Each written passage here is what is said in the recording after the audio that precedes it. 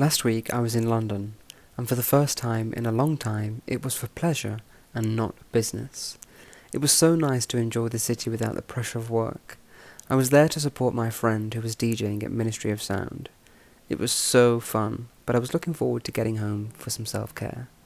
This beautiful area of London is called Hampstead Heath. I fell in love with the natural beauty and the elegant homes.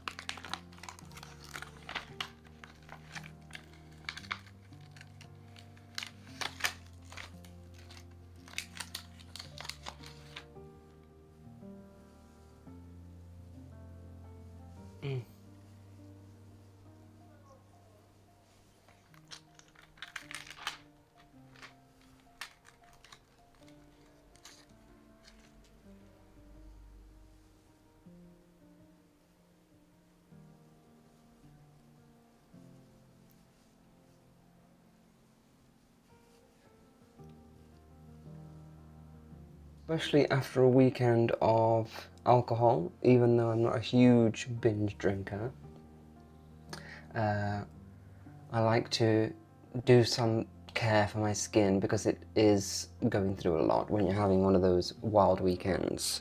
It wasn't that wild. But yeah, I know that when I've been traveling a lot and I've been having late nights, not really sleeping, drinking alcohol, it does affect my skin, and because I've tried to look after it for most of my life, I don't want to ruin it by having these little moments of debauchery. So yeah, this is the 1-1 Skin mask. It's the first time I've used this one.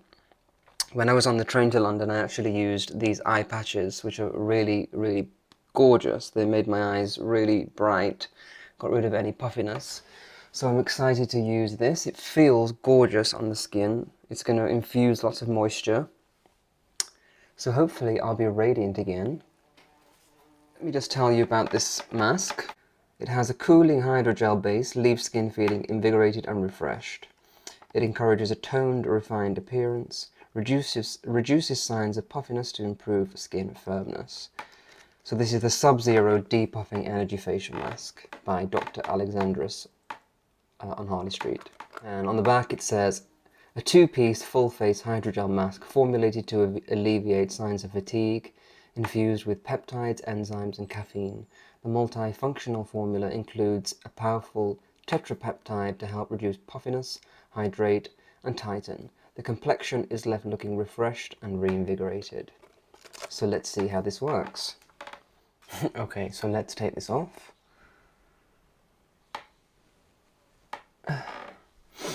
Feels really refreshing actually. Skin does look quite nice, and I like to just rub in all of the excess from the mask and use it up. It's good.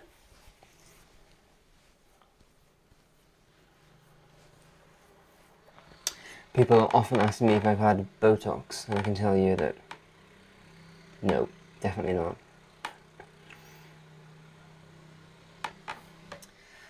So I've been using this 1-1 Skin Hyaluronic Acid Aqua Booster, and this is, you just shake it and then you drop 1 to 2 drops into the palm of your hand or mix it with your moisturizer, and then it's supposed to boost the skin, and it actually does work very well. I really do like that.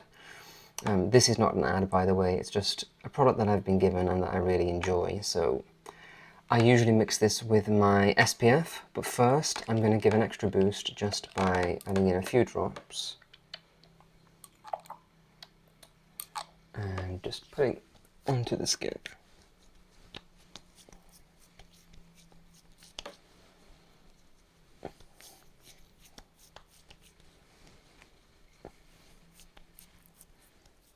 This really helps to get it in rather than just rubbing it all around.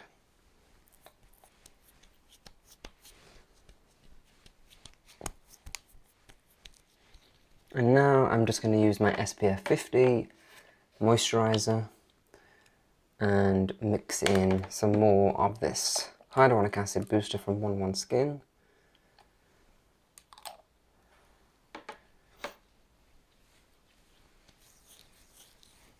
I did talk about this SPF before. It's a great one because it doesn't leave itchiness on the skin, it doesn't have a scent, a fragrance. And even though it applies very white on your skin, it blends very nicely and doesn't give you that horrible grey look that you get from a lot of SPFs. So it is my new favourite. I've been using it for a few months, and it just is a very good base for your skincare routine to give a healthy glow, and also obviously it's doing a lot of good for your skin. So I would highly recommend this one. I'll link everything in the description as well so that you can check it out for yourselves.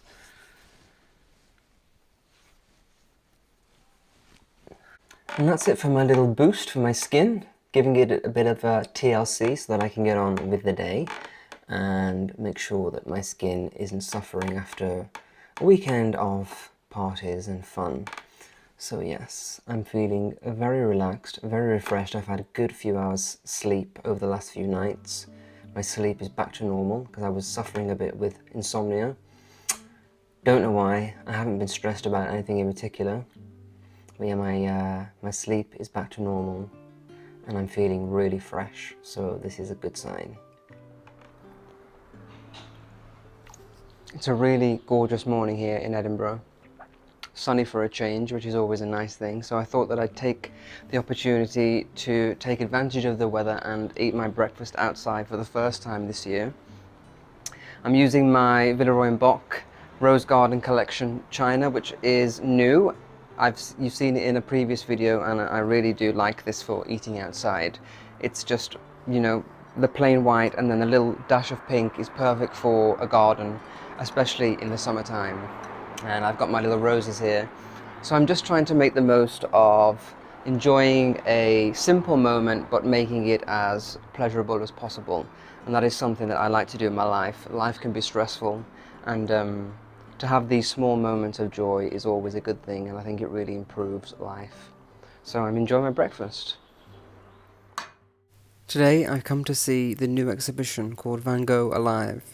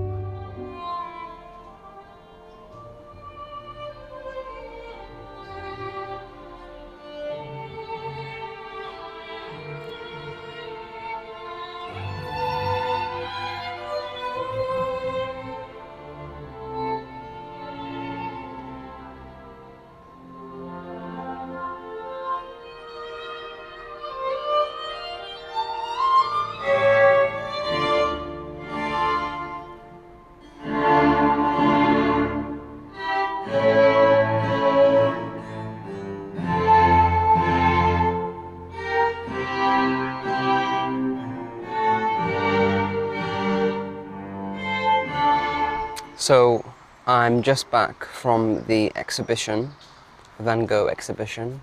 Actually, Vanessa, who is Dutch, informed me that it's Van Gogh. And I probably haven't said that right again. But yeah, it was really moving and amazing. A lot better than I expected it to be. Sometimes you can hype these things up and it turn out not to be so good, but this was really amazing spectacle. I don't know, something about being in the room with all of the artworks surrounding you with those screens in the dark, and then there was a huge screen which you could see, which shared some of his thoughts and his writings and what he was thinking about life at a particular time. And when the music was playing and you read those words, it was very moving and you felt very immersed in the experience. But I actually found it quite sad that, you know, this guy was such a talent, and in his life he wasn't even successful, so he only sold a handful of paintings. And I find that very tragic. It's like such a shame that he was so tormented and he was such a genius and never got to enjoy his success. And it really got me thinking about that, and yeah, it was very moving. You know, at the end of the day, we all work hard to achieve our goals and dreams, and if they're not being realized, it can be upsetting. So I'm just very sad that he never got to experience success while he was alive, and hopefully he's looking down and wherever he is, and he's proud of himself now.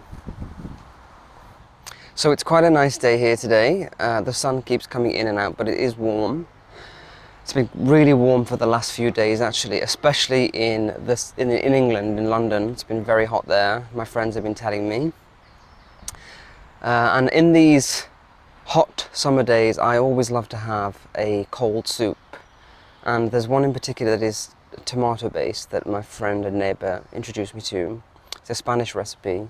It's not gazpacho, it's something a little bit different. So I think I'm going to make that today for lunch. Maybe have a glass of wine as well, which would be nice.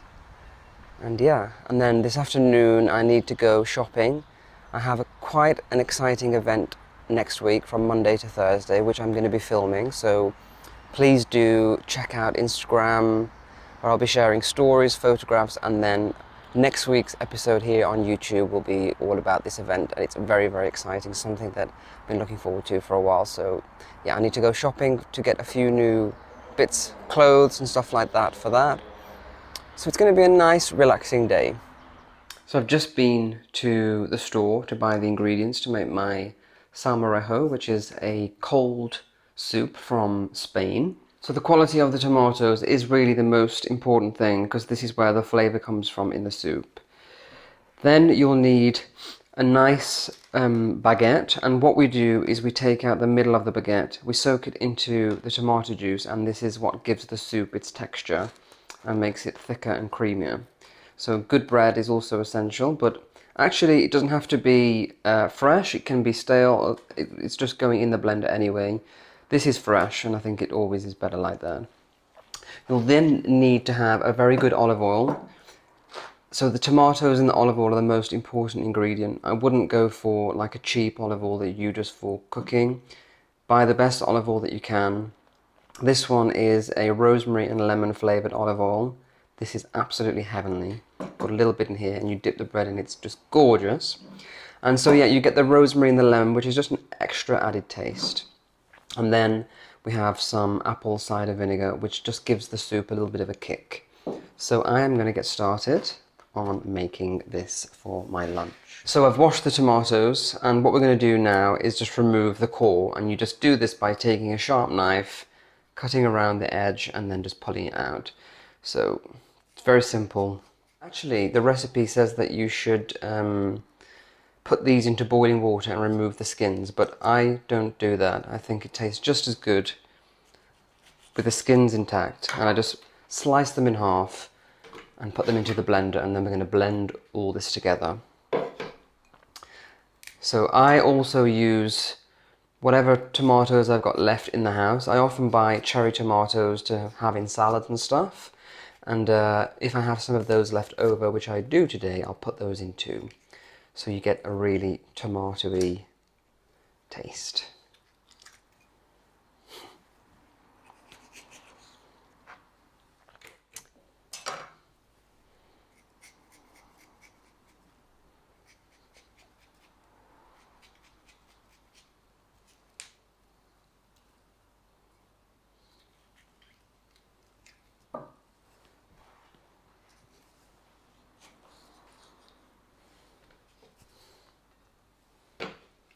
And now we're going to blend the tomatoes.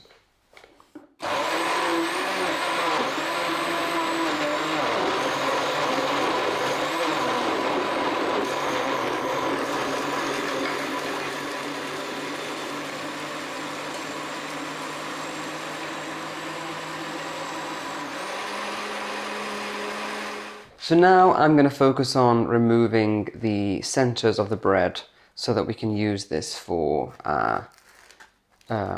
we can use it to put into the soup.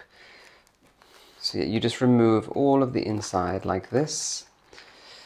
Actually, sometimes I even just put a bit of the rough textured part of the outside of the bread in there as well, because otherwise it can be a little bit of a waste. But you can use this for, I often use it just for dipping into olive oils and stuff like that. It is very delicious.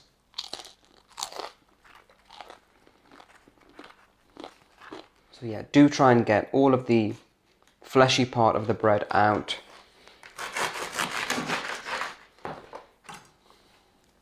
And this is what gives our soup its rich texture.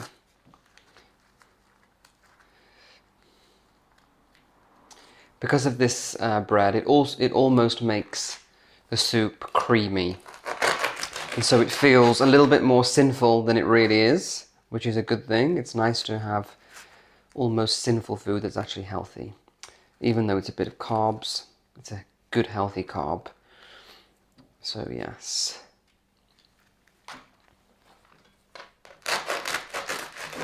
Okay, so the bread is going in. I would actually prefer to have a little bit more bread. I thought that baguette was big enough, but it probably could do with a little bit more. I might put some of the outside of the baguette in as well, just to, if we need it to be a bit thicker. So what we do is we put this in here, and then if you let it soak in here for about 5 minutes, and then we're going to give it a second blend.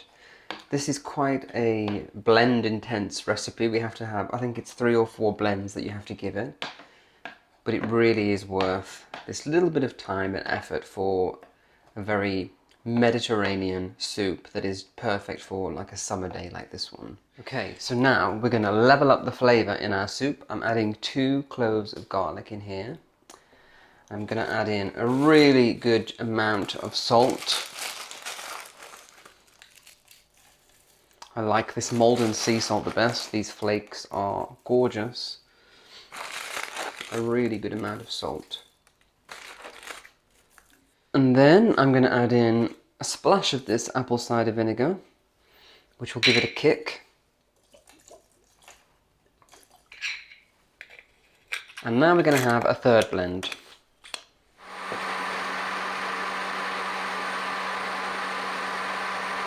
Okay, and for the fourth and final blend, we're going to add in the olive oil. Now you're supposed to add about a cup of olive oil. I'm just going to keep adding it until I think it's done. So we turn on the blender and we pour the olive oil in a stream.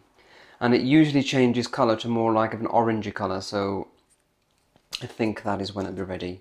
And then at the end we'll just see how it tastes. If it needs more seasoning and stuff, we'll add that.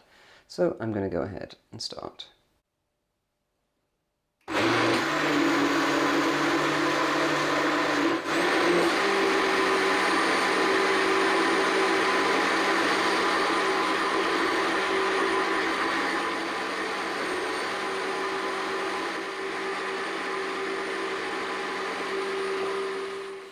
So here we have it. I'm just going to have a little taste.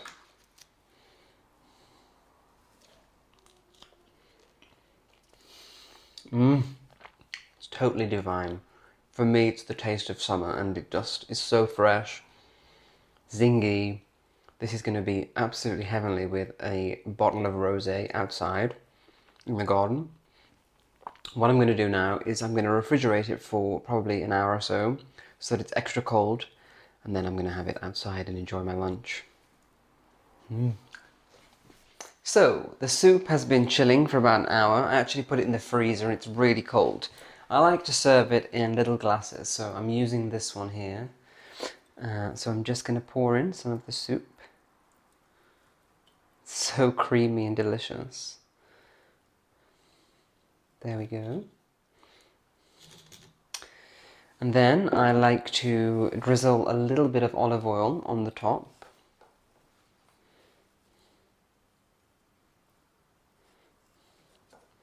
And to finish, I've got some Parma ham. So I'm just going to take a little bit of that. And this really just gives it an extra layer of taste and flavour.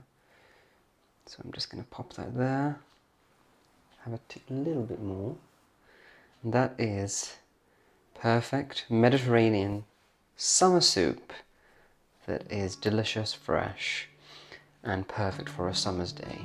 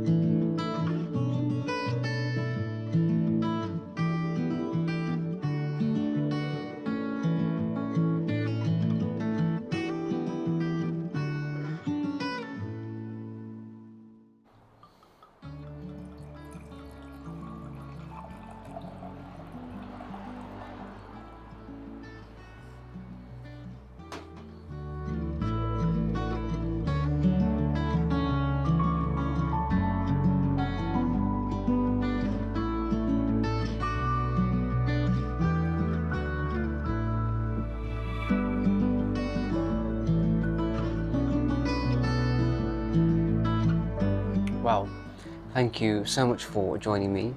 I hope you enjoyed this episode and found it fun. I look forward to seeing you next week. As I said earlier, I'm going on a really exciting trip this week, so I'm so looking forward to sharing more of that with you next week. So stay tuned to Instagram and then for my episode next Sunday. But have a great week, and I'll see you soon.